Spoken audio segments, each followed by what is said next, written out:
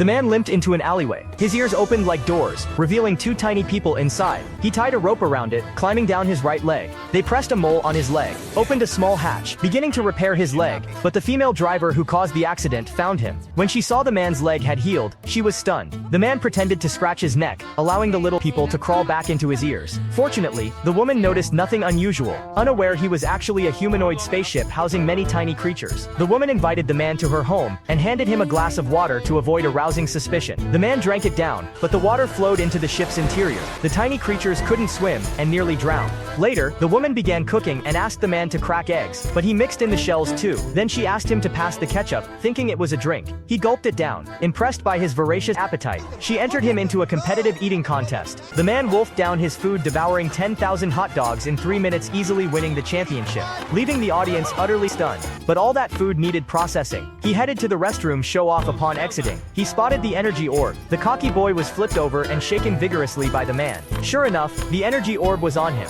He came from outer space, but the woman had no idea. Just as he wanted to play with the woman's son, the team member said the item had been retrieved. There was no need to play with them anymore, but the man wanted to take a chance. The result, however, was disastrous. It turned out the right-hand operator had just gone to the bathroom. This second attempt was intense. The force was so great the orb bounced back, knocking him flat. The entire ship was crippled. The woman rushed him to the hospital for emergency treatment. Just then, the motor transmitted energy.